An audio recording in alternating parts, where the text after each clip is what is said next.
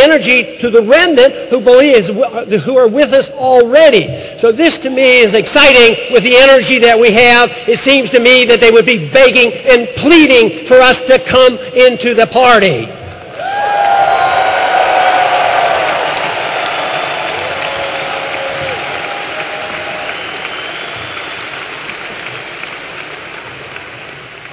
You know, most people in this room probably have read that book called 1984. It was required reading in high school for so many years.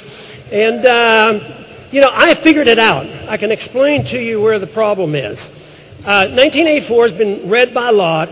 I would assume everybody in this room read it as a dire warning of what could happen to a society if you're not careful. I think a bunch of people read the book and thought it was a business plan, and they ran for Congress. Because so many claim they read it, and they claim that they understand this, and yet they do the very things that we have been fighting against and trying to stop. During the campaign, I got a lot of advice. Can you believe that? A lot of advice. Sometimes from strangers, sometimes from our enemies, sometimes from my family as well. But no, but the advice that came up from the very well-meaning individuals who were in the category of maybe mainstream Republican. And they would come up and say, Ron, we really like you. We like what you're doing, and we like what you're saying. But if you would only do one thing, if you would change one thing, boy, you would really have a lot more success. You need to change your foreign policy.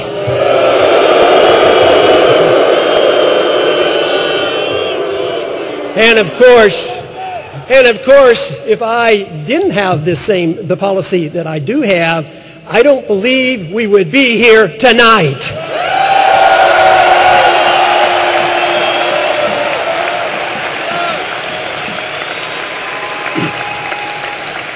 And this is something they obviously do not understand.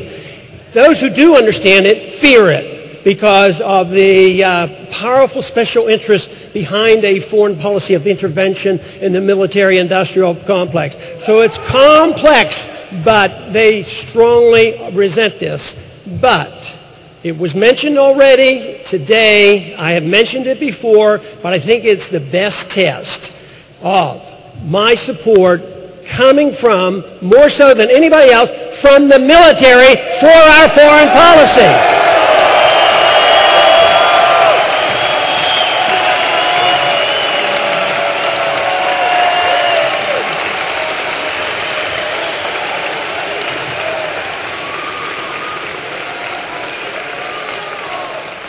The subject of monetary policy, of course, comes up frequently in Washington on our committee, but off and on over quite a few years. And the question has always been, what are we going to do with the penny? You know, they want to change it to steel, but they can't even afford the steel. If you have a steel penny instead, we're off the gold, off the silver, we're off the copper standard, now we're on the zinc standard, we can't even afford a zinc penny, so that now they want to make them out of steel, but the steel, by the time you pay for labor, it costs more than a penny to make a steel penny. So there was an article, a headline came out the other day, it said, can we save the penny? And I got to thinking, well, they don't understand monetary policy or they wouldn't be talking that way. The bigger question that we will be forced to face is, can we save the dollar?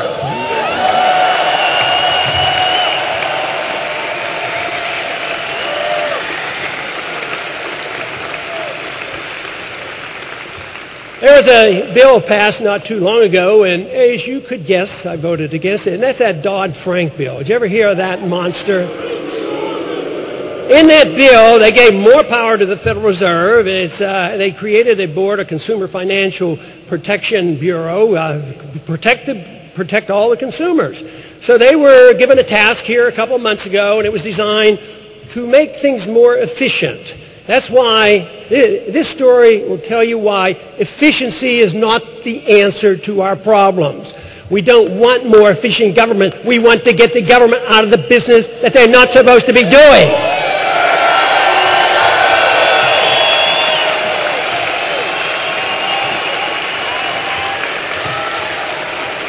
But this new Consumer Financial Protection Board was given the task of simplifying the applications for a mortgage loan because it's complex. And now they're more complex because they had a bubble and they don't know where the bubble came from because it was probably because they didn't fill out enough forms. So they said, what we need to do is simplify these forms. So they went to work, and indeed, they came up with the solution. They provided the solution. It was 1,000 pages long on how to reduce 2 forms to 1 form. All these new regulations placed on everybody who applies for a bill, and they think that will be the solution. But that isn't the solution. The solution is get the government out of our lives and off our back and out of our wallets.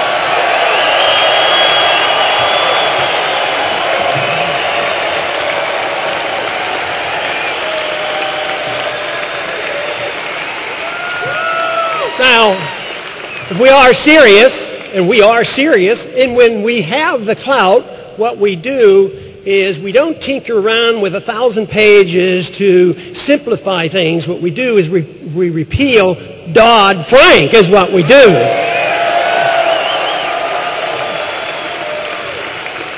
And there was another time the Republicans, when they were in charge, they passed the Sarbanes-Oxley. It's cost businessmen $1 trillion with new regulation. But that was when the conservatives were in charge. So when we're getting rid of Dodd-Frank, we get rid of Sarbanes-Oxley as well.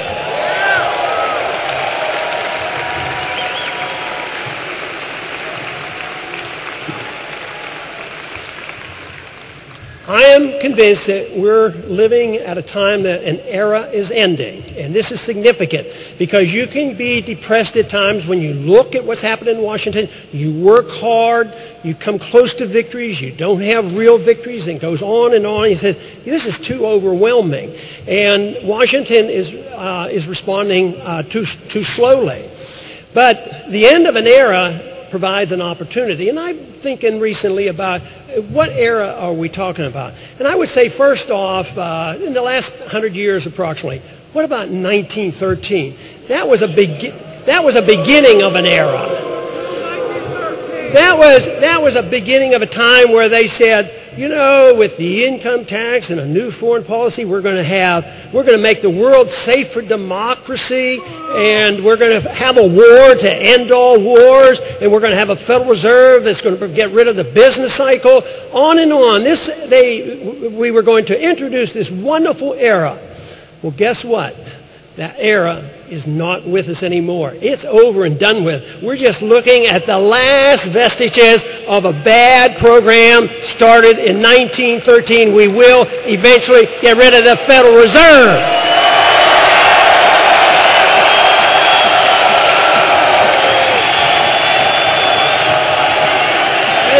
End it.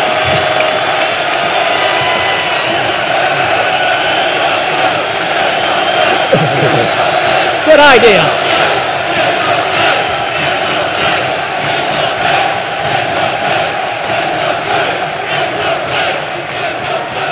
Also at approximately that same time, something else was started, and that was the domination or the oncoming of communism, 1917. The Bolsheviks taking over, and communism was a panacea. It was all done with good intentions. You take care of the people, all those wonderful promises. Well, communism lasted 74 years. It dissipated between 1989 and 1991. People don't talk too much about communism anymore. At the same time, communism brought about is hard to count when it gets up into the hundreds of millions. It is estimated that possibly 200 million people died by people who were able to put bad ideas out on the table and look at the tragedy of what happened. That era is over and done with. We are not going to see the world go back to that type of a program again.